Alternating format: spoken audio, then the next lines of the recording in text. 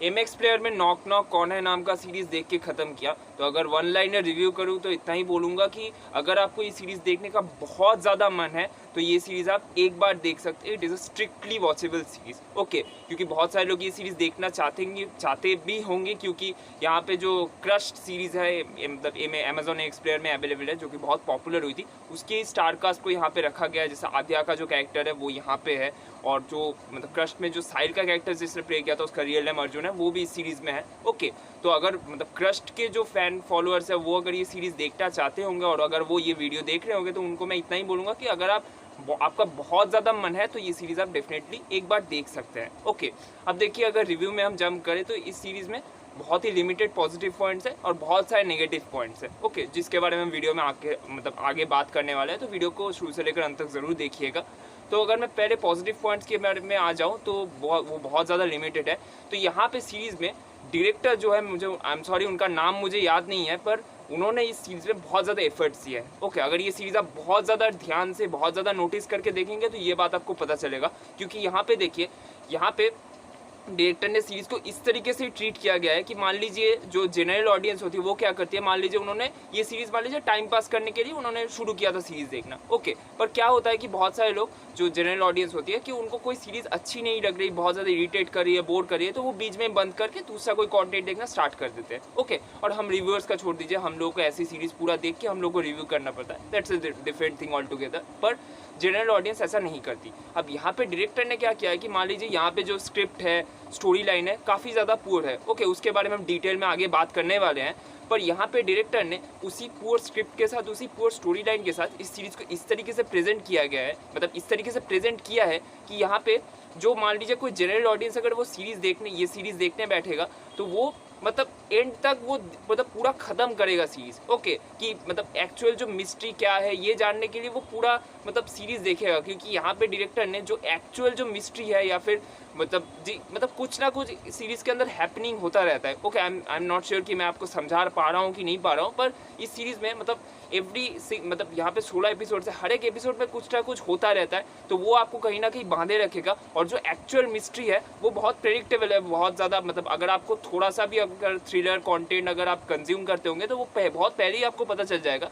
पर यहाँ पर डायरेक्टर ने उसी चीज़ को जिस तरीके से मतलब प्रेजेंट किया गया है, मतलब एक होता है ना प्रेजेंट करने का भी तरीका होता है ना कि कॉमन ट्रोप्स को आप प्रेजेंट किस तरीके से करें, उसके ऊपर भी बहुत सारी चीज़ें डिपेंड करती है। तो यहाँ पे डायरेक्टर ने उस चीज़ को बहुत अच्छे से हैंडल किया है और काइंड ऑफ एक मिस्ट्री पूरा एंड तक बनाए रखा है, ओके। मतलब आप सीरीज़ देखेंगे, आपको सब चीज़ें पता है, पर आपको देखने में इंटरेस्टिंग लगेगा, आपको मज़ा आएगा, ओके। तो वो डायरेक्टर ने काफ़ी ज़्यादा एफर्ट्स दिया है, वो आपको इस सीरीज़ में देखने मतलब अगर आप बहुत नोटिस करके सीरीज़ देखेंगे तो आपको समझ आएगा, ओके। और सेकेंड मैं पॉजिटिव पॉइंट की बात करूँ तो यहाँ पे जो मतलब क्या बोलूँ, लाइक जो प्रोडक्शन वैल्यू है या फिर जो सिनेमाटोग्राफी है वो सारी मतलब टेक्निकल डिपार्टमेंट का काम यहाँ पे अच्छा है, ओके। तो ये दोनों ही पॉजिटिव पॉइंट्स हैं अनफॉर्चुनेटली सीरीज़ में।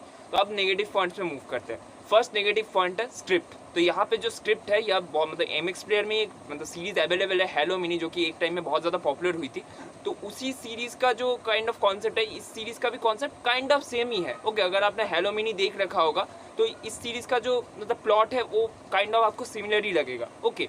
पर यहाँ पे यहाँ पे राइटिंग में क्या क्या गलती हो गई है कि यहाँ पे स्क्रिप्ट को उन्होंने ठीक तरीके से डेवलप नहीं किया है, कैरेक्टर्स भी डेवलप नहीं है। ये कैरेक्टर्स डेवलप नहीं है तो यहाँ पे जो एक्टर एक्ट्रेस है उन लोगों के परफॉर्मेंस भी हमको मतलब याद नहीं रहते। मतलब होता है ना कुछ फिल्म या फिर सीरीज़ में कि मतलब कोई मतलब सीरीज़ देख रहे हो उसके बाद भी हमें वो कैरेक्टर्स याद रह जाते हैं, यहाँ पे ऐसा कुछ नहीं है, ओके। और ट्विस्ट एंड टर्न्स जो है वो बहुत ही कॉमन है वहाँ पे। अब मैंने पहले ही बोला कि डायरेक्टर ने उस चीज़ को इतने अच्छे से हैंडल किया है, उन्होंने एफर्ट्स दिया है कि वो ट्विस्ट एंड टर्न्स हमें देखने में मज़ा आता है। पर ऐसा अगर मैं मतलब एक्सपेक्ट करूँ कि बहुत बढ़िया कुछ थ्रिलर कंटेंट या फिर बहुत बड़ा कुछ मिस्ट्री अनफोल्ड होगा सीरीज़ में, तो ऐसा कुछ है नहीं सीरीज़ के अंदर, जो कि एक तरीके से डिसअपॉइंटमेंट है, ओके। और परफॉर्मेंस की बात करें, जैसा मैंने पहले ही बोला कि यहाँ पे कैरेक्टर डेवलपमेंट बहुत पुअर है, तो परफॉर्मेंस भी किसी का भी मतलब ऐसा उभर के नहीं आता, ओके। कि यहाँ पे मतलब क्रस्ट के जो पेयर्स थे, मतलब वो अर्जुन जो मतलब क्रस्ट में साहिल थे और आधिया जो कि यहाँ पे आई थिंक उनका कैरेक्टर का नाम है तानिया, तो इन दोनों का जो पेयर है वो देखने में मज़ा ही नहीं आता, क्योंकि यहाँ पे कैरेक्टर्स भी बहुत अंडर रिटेन थे और उनका परफॉर्मेंस भी बहुत ही ज़्यादा अंडरवेलमिंग था, ओके, जो कि क्रस्ट में देखने में बहुत ज़्यादा ब्यूटीफुल लग रहा था, जो यहाँ पे दिखता नहीं। बाकी सपोर्टिंग कास्ट में जितने भी कैरेक्टर्स थे वो कैरेक्टर्स देखने में मतलब उनके परफॉर्मेंस भी कुछ उतने अच्छे नहीं थे, उनको बस for the name of sake रखा गया था। और उनके कैरेक्टर्स भी जैसा मैंने कहा कि उनके कैरेक्टर्स भी ठीक तरीके से डेवलप नहीं थे, तो कोई भी कैरेक्टर हमें मतलब सीरीज़ ख़त्म होने के बाद याद ही नहीं रहता। ओके, और बाकी सीरीज़ के अंदर कुछ वैसा कुछ है नहीं।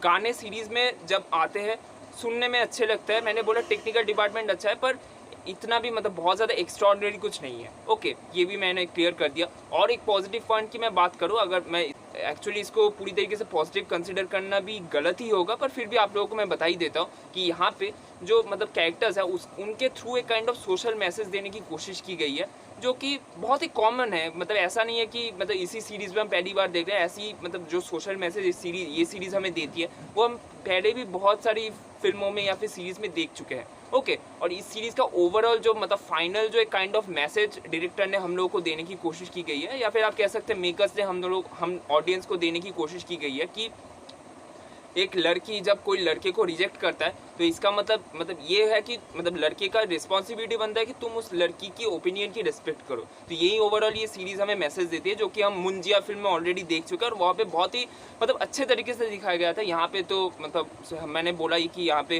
राइटिंग हो गया या फिर कैरेक्टर्स डेवलपमेंट सब चीज़ें ही अंडरवेलमिंग है। ओके, तो ओवरऑल अगर फाइनल वर्डिक्ट में मैं आ जाऊँ तो वो मैंने पहले ही मतलब वीडियो के स्टार्टिंग में ही बोल दिया था कि अगर आपको ये सीरीज़ देखने का मन है तो ये सीरीज़ आप डेफिनेटली देख सकते हैं। It is a strictly one time watch series, पर बहुत ज़्यादा कुछ एक्सपेक्ट मत करना। ओके, और बाकी यहाँ पे मतलब सीरीज़ में उतना कुछ खास नहीं है। मतलब अगर आप ये सीरीज़ नहीं देखना चाहते हैं तो आप ना भी देख सकते हैं, बाकी आपके ऊपर है। Whatever you want to do you can just do. Okay, मैंने अपना रिव्यू मतलब मैंने ओपिनियन तो मैंने शेयर कर दिया, तो मैं इस सीरीज़ को रेटिंग दूंगा 5 out of 10 stars. Thank you so much for watching this video. Bye bye.